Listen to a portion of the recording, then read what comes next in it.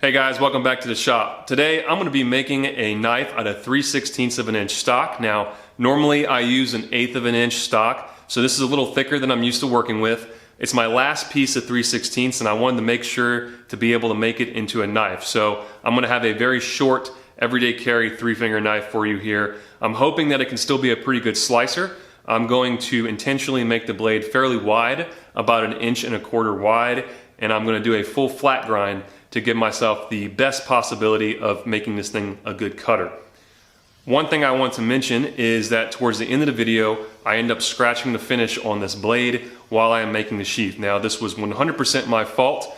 I normally take my time a little better when making a sheath, and I did not take my time this time and I messed up. So I will point out to you exactly what I did wrong towards the end of this video. So with that, I'll go on with my normal narration, and I hope you all enjoy the build. Alrighty, so up to this point we have drawn out the blade, cut it out roughly on the bandsaw, and then brought it over to this 2x72 belt sander with a worn 60 grit VSM ceramic belt to get the blade profiled. After I hit it with the flat platen, I'll move on to my small wheel attachment so that I can get into this finger choil here. This small wheel attachment has really come in handy for these small knives. That one's from Origin Blade Works. So we'll go ahead and mark out the center of the tang here so that I can drill my holes. We're going to go ahead center punch them, and then we will drill these holes out to a number 13 bit. This number 13 bit will accept our Corby fasteners. I then drilled out some weight reduction holes here, and also, I don't know if there's any science to this, but epoxy pin holes so that the epoxy can pass through these holes into both scales. I should have done this first while the stock was still square, but I was very slow and careful here. I went ahead and used a 3/16 of an inch end mill to mill out my sharpening choil. So we're going to go ahead and heat treat this knife while it has not been ground. So I used to grind my bevels in, then heat treat the knife.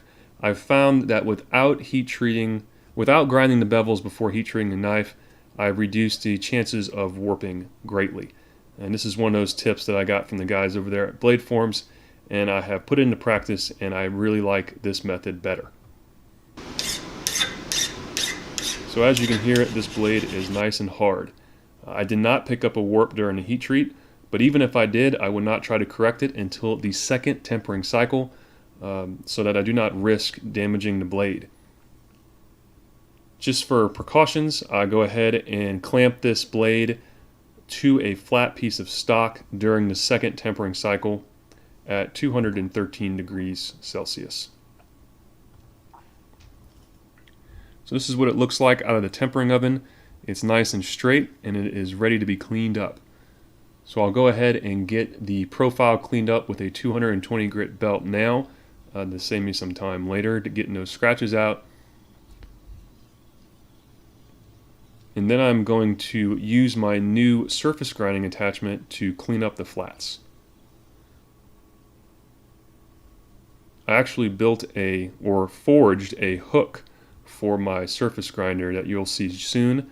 I will go ahead and actually put out a video of me forging that hook, since it's the first time that I've done a forging project like that, and I really enjoyed doing it. So this is the hook that I'm talking about. Very simple, but it gets the job done. I got these 3-inch belts by 79 inches from Combat Abrasives. It's a 100 grit ceramic shredder, and it does a pretty darn good job here of getting this blade cleaned up.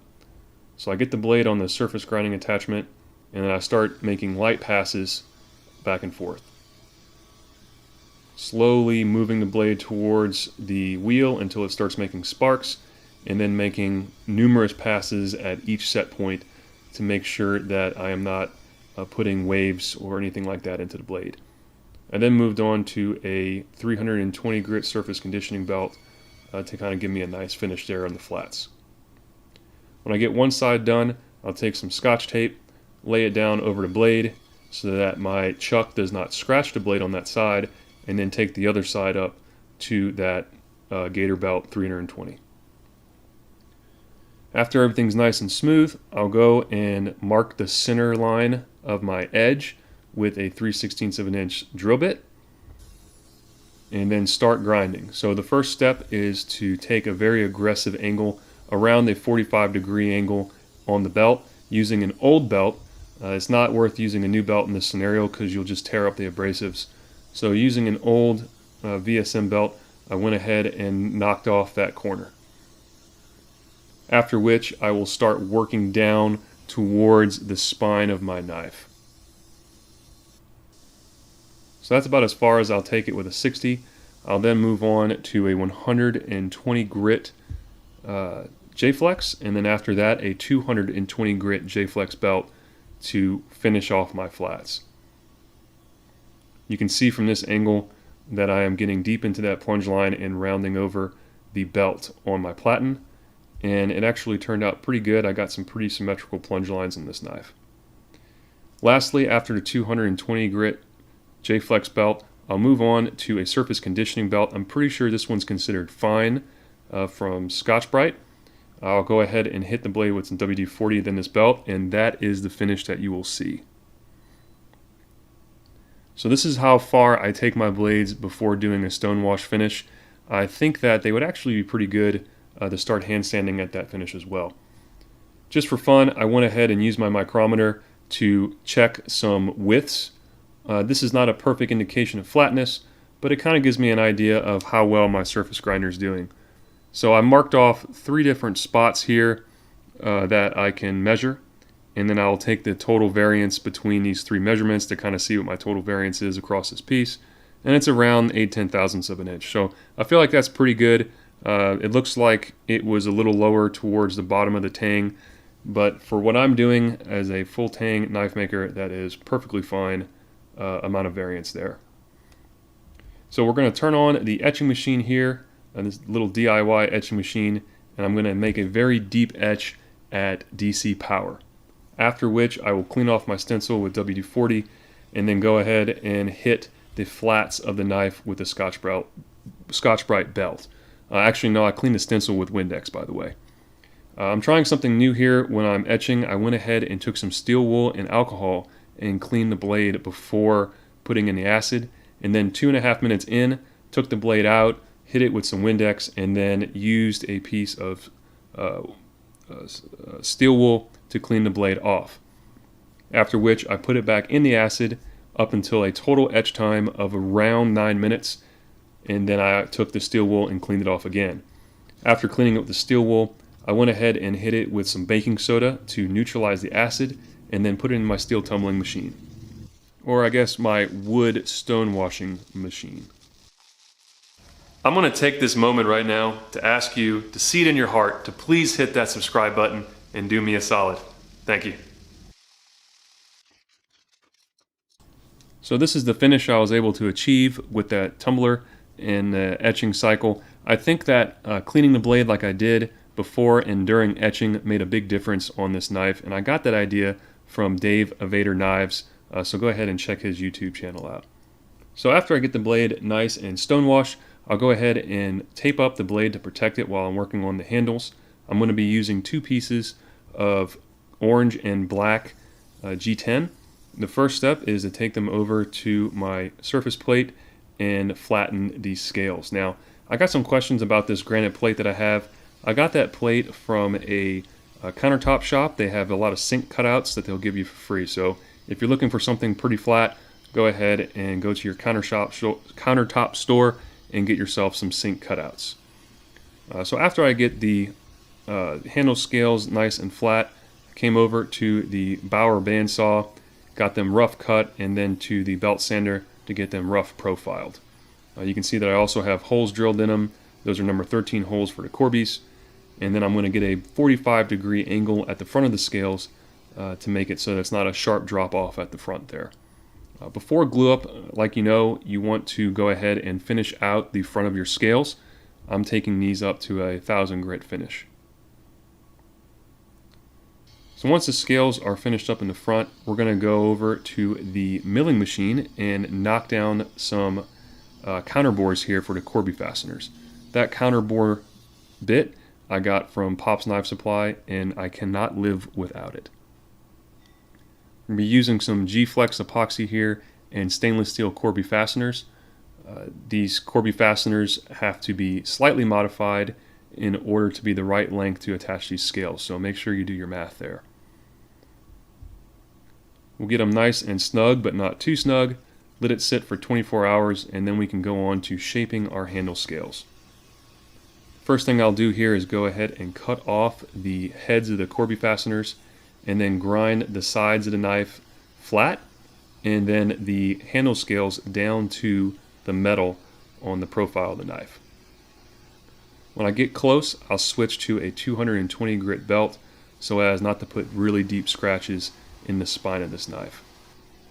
And then you can see my motion there. I am rocking the knife back and forth in order to get a nice rounded finish, so it's nice and smooth and kind of contoured in your hand. And then move on to a 1-inch scalloped belt with a 320 grit scallop belt to round over my edges before hand sanding. And then back to the 220 grit belt to take out all the cross scratches I put in there. And then it's on the hand sanding. I start off with a 320 grit Rhino Wet sandpaper, move up to 600 after that, and then finally to a 1000 grit paper. I really like how G10 comes out. It's fairly easy to work, and it has a really nice finish when it's brought up to a decently high paper. One thing to mention is that the G10 seems to be softer to the sandpaper than the stainless Corby fasteners, so make sure you're using a flat bar when you're sanding so that you don't get any doming of those pins. So this is where I messed up. I went ahead and started making the sheath. All these pieces are what I normally would do, but where I really messed up was during the shaping of the sheath itself. I actually didn't grind away enough initially so that my retention was too tight. When I went back to fix this tension and grind a little more, I had already put in the sheath together, and I've got some grit inside of the sheath when I adjusted the tension. What I should have done was adjust the tension and then thoroughly wash out the sheath, or take the sheath back apart, adjust the tension with my grinding, and then put the sheath back together. Both of those options would have been better than what I did, which was lacklusterly clean out the sheath after adjusting the tension section and then scratch my blade. So this is the section that I had to come back and grind some more away. You can see that I was pretty high there, and if you were to put the knife in, you would not be able to get it out. This was the initial look at the inside of the sheath when you take the two pieces apart, and that is why I generally make sure to have them very clean before putting the whole sheath together. So I cleaned them, I put the sheath together, and then I went ahead and made my mistake and adjusted that tension section right there. I ground it down a little more. You can see that I grounded a little deeper. My tension is right, however, I left some grit in the sheath. So you can see in the right angle, horizontal scratches on my blade, destroying the finish of this knife and really ticking me off that day. Not a fun moment when you realize that you rushed needlessly and ruined your finished product. So this is now going to be my knife for around the shop. You can see with the uni clip or ulti clip that there's lots of options here in the pocket or in the waistband. So after we get the sheath made, I'm going to come over here to the Win Waterstone sharpener. A lot of questions about this sharpener. It's been working out great for me. You can get a very quick edge on a knife up to around a 220 grit finish, so it's pretty rough, but it will shave hair and cut paper very well. So I'll take it up to a 220 grit finish on the stone. I'll go back and forth, one pass each side, and then I will hit it with the strop wheel, which is a leather wheel that I have loaded with compound, to knock that burr off. And after that, this thing's pretty sharp. It's a good working edge finish for around the shop or a hunting knife or anything along those lines. Now, if you want to take this a step further, you can probably get some diamond stones or even just a higher grit stone to finish off this edge. But this is how it turned out. I hope you guys got something out of this build. If you did, go ahead and hit that subscribe and like button, and I'll catch y'all on the flip side.